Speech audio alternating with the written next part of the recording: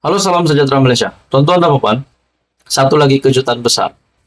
Hari ini disahkan calon daripada parti PAS, calon DUN yang bakal bertanding pada PRN, akhirnya digugurkan. Ini satu kejutan besar untuk PAS. Persoalannya kenapa digugurkan? Adakah berkaitan dengan protes? Adakah berkaitan dengan salah faham daripada kepimpinan tertinggi? Nah, saudara-saudara, dalam artikel daripada sinarharian.com, PRN, penyandang kerusi DUN Gual Periuk sudah sah digugurkan. Penyandang kerusi DUN Gual Periuk, Datuk Muhammad Awang, sah digugurkan sebagai calon pada pilihan raya negeri 12 Ogos.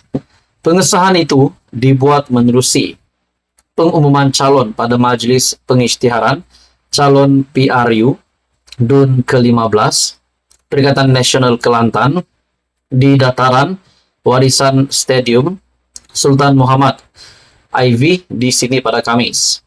Pada PRN kali ini Muhammad akan digantikan oleh muka baru, yaitu Kamaruzaman Muhammad, yang merupakan ahli jawatan kuasa PAS Pusat. Sinar Harian sebelum ini melaporkan beberapa penyokong PAS di kawasan DUN Gual Periuk sepakat menurunkan bendera parti selepas nama penyandang kerusi kawasan berkenaan, Datuk Muhammad Awang atau Ustaz Mat, dilaporkan tidak tercalon pada PRN. Wakil penyokong Zakaria Omar, 60 tahun, berkata, tindakan itu sebagai tanda protes selepas tokoh berkenaan dikatakan bakal diganti oleh calon yang berada di luar Kelantan. Jadi di sini kita dapat lihat bahwa calon DUN PAS Gual Periuk telah digugurkan dan digantikan oleh muka baru, yaitu Kamaruzaman, yang juga merupakan ahli jawatan kuasa PAS Pusat. Dalam hal itu, dalam artikel yang lain, berkaitan dengan pilihan raya negeri juga. Daripada Sinar Harian, calon muda tarik diri bertanding kerusi DUN Repah. Calon dari Parti Ikatan Demokratik Malaysia ataupun MUDA, Negeri 9, Muhammad Noriswan Ishak, tidak akan bertanding di bawah parti itu pada PRN ini. Jawatan kuasa pilihan raya Parti Muda memaklumkan Muhammad Noriswan yang sebelum ini diumumkan sebagai calon Dewan Undangan Negeri DUN Repah mengambil keputusan untuk menarik diri sebab daripada bertanding atas sebab-sebab pribadi. Kami ingin memaklumkan bahwa saudara Ishwan Ishak tidak akan bertanding di bawah Parti Muda dalam PRN akan datang. Nah, kita dapat lihat di sini calon muda pun ada yang tarik diri bertanding di satu kawasan DUN, yaitu DUN Repah, dan untuk DUN Gual Periuk pula penyandang kerusi disahkan digugurkan, yaitu Datuk Muhammad Awang, dan diganti dengan ahli jawatan kuasa PAS Pusat. Saudara-saudara, bahang PRN semakin hangat, tidak lama lagi akan diadakan. Saudara-saudara, apa komen Anda? Teruskan bersama di dalam channel ini untuk info yang seterusnya. Mohon bantu subscribe dan share. Halo semua, salam sejahtera Malaysia.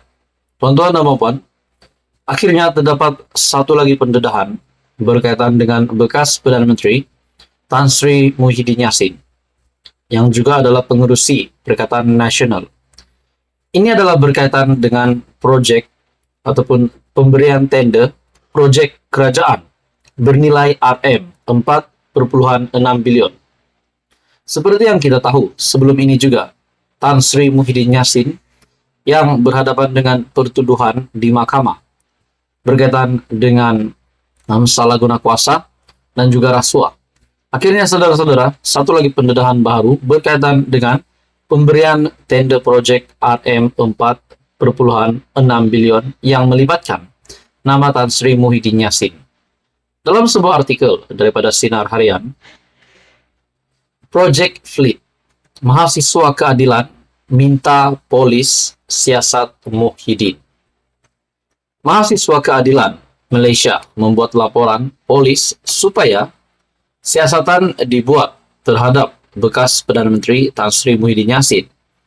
Ini susulan dakwaan pengasas dan penasihat kumpulan berjaya Tan Sri Vincent Tan berhubung penamatan surat hasrat ataupun LOI yang dianugerah kepada syarikat usaha sama, JV, kumpulan Berjaya, dan kumpulan Naza semasa Muhyiddin menerajui kerajaan.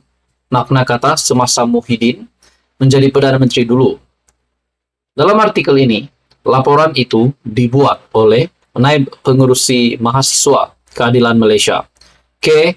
Yuveraj di Balai Polis Daerah Dangwangi dekat sini pada Jumaat.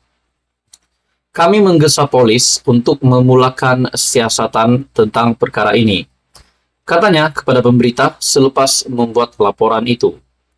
Sebelum ini, media melaporkan Vincent sebagai berkata, LOI berkaitan kontrak bagi projek perbekalan, pembaikan dan penyelenggaraan kenderaan kerajaan Project Fleet ditamatkan 3 bulan selepas Muhyiddin mengambil alih jawatan Perdana Menteri daripada Tun Mahathir pada Mac 2020.